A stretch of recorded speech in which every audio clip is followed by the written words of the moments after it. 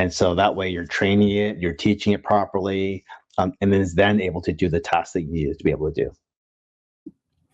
Yeah, it makes total sense. I mean, that's what we're doing, the path we're heading down with our platform, because we get a lot of organizations using it to get feedback from their customers or from their patients or from the market. And so we couldn't just get any sort of large language model and say, great, because it doesn't know, because it's based on, okay, you're going to get your customers, your patients to respond to a survey, to do research. Well, it isn't necessarily the questions. Like having AI help you put together questions like, oh, I want to know which patient to be loyal. Oh, great. Spins out an NPS. It's more about, well, what kind of patient, what kind of care did they receive, et cetera. 100%. Is it an ongoing chronic disease? Is it, iterative thing like Jeremy just breaks another collarbone and they don't want to see him, just get the image, get this idiot out of the whatever. Well, how do you approach? When do you message them? What do you say in the message? Then how do you analyze the results? Like it has to be trained in very specific ways to give the proper recommendations. 100%. Yeah. And the more data points you have, the better the results will be, right? And so, my son is a very good example where he was using ChatGPT to figure out how he was going to do his wiring for Raspberry Pi to control his motor. Completely wrong with ChatGPT.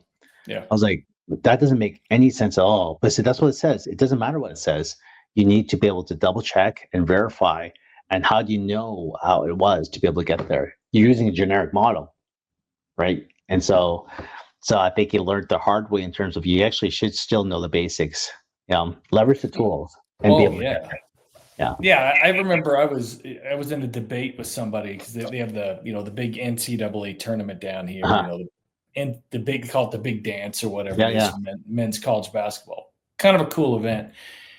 And it was during one of our business meetings we have like a lot of companies do, like Monday morning meeting, you get leadership, different teams. And so invariably, a couple weeks ago, people are talking, hey, what's your bracket? Who do you have winning? Houston, whatever it is. And someone was then asking, I can't even remember what it was about. It was about one of the teams, like, hey, when's the last time they lost by 30 points? So I went to ChatGPT and just said, hey, when's the last time Kansas Jayhawks men's basketball team got beat by more than 30 points? You'd think it'd be pretty simple, right? Yeah. Got it completely wrong. Really? That interesting. That to me, that's a simple answer that it should know. Correct. Yeah. But it couldn't. And so to your point, you don't want to trust. I won't even say trust, but verify. You just say you have to verify. Yeah. You just have to fact check. Yeah. 100%. Just like, someone saying, the sky's blue. Great. Is it really blue? Or is it green? Right? Depends on if it's green, you got a tornado coming. Yeah, exactly. Yeah. But it's just, like, oh, let me look outside, right? Oh, it is blue. Yeah. And so,